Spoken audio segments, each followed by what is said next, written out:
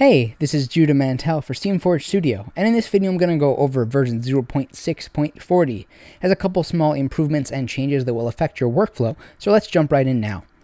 So previously, the way content was loaded in SceneForge was on the fly as needed. Now this, in theory, sounds like a good idea, but it led to certain slowdowns when doing basic tasks such as clicking on an icon just because it needed to generate the icon or thumbnail for a material, for example. This is not ideal. So what we did to change that is to load everything up front underneath this splash screen. This is very similar to what many other creative software uses. Adobe has it in Photoshop, Premiere, Epic Games has it in Unreal Engine. That's a very common practice. So now that is present in SceneForge. So you can see here it's going through and loading in all our materials. In the future, this will also be done for other types of icons.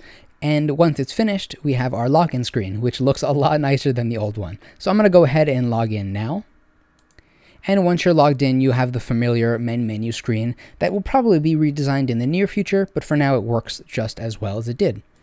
So I'm going to load in a project here, and this just has a basic terrain that will be useful for an upcoming change, as you see. So we have this scene here, as well as two cubes. Now these cubes have materials assigned to them, as well as this one has a tint. And you'll see when I select one, we have a little material thumbnail preview. Previously, this was not available. The material would be on the object correctly, but we would not have a way of seeing it in the SceneForge editor until we would select it again. This was just a limitation of not having content loaded up front. So that's a major or minor, depending on how you look at it. I thought it was a big deal. Improvement to this release. Additionally, because everything is already loaded, when I open up this menu, I can go to any category and it loads instantaneously, whereas previously it was quite frustrating and took a second. Additionally, you'll see these icons look a lot better. That's because each of these material thumbnails actually have lighting applied to them. So if I were to go to the Pebble category, rather than just seeing a flat texture, you can see the nice contour of this sphere 3D object, which is a good indication of the way the material will look when on a real object. So you can see I can select it, change the tint color, and everything works as you'd expect. So I'm very happy with that, and it just improves the workflow in small ways that kind of just like quality of life improvements.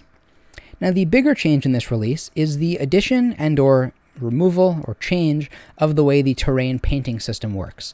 So you can see I have this scene here with this really nice natural looking terrain with blended grass and rocks over here.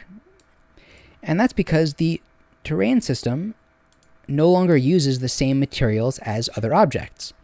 So if you remember previously when I go into paint mode, we would have a 4x1 grid of icons that you can assign to different materials using the same menu as other objects.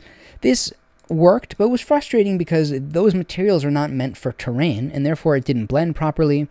And quite frankly, most people are not going to want a brick or tile path on their natural looking terrain. So that's why we replaced that with a bunch of preset materials that you are unable to change. So it sounds like a limitation, but because of the quality of these materials that we're including, I think it is a worthwhile change. Additionally, it makes it easy to add other types of materials in the future, also of this high quality.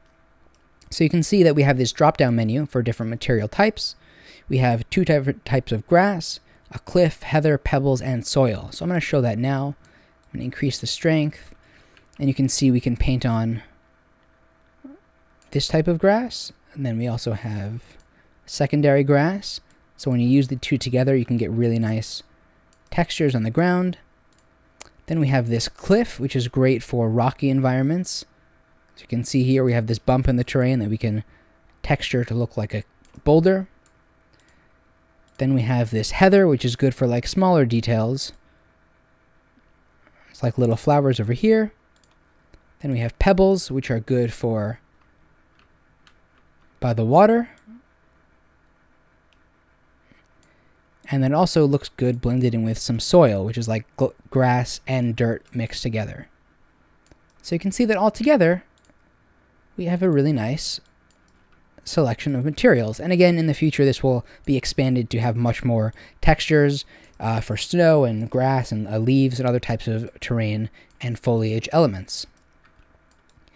But in the meantime, I think this works really well. And when you blend different types together, you can get some really great looking and really unique looking results despite these textures being all predefined at the moment. So that is the major new features in this release. It's relatively small, and there are not that many major additions, but that's coming in the near future with things like motion capture and improved compositing and a lot of other stuff that I'm really excited about. And so with that, thank you so much for watching. This has been version 0.6.40. I will see you in the next video.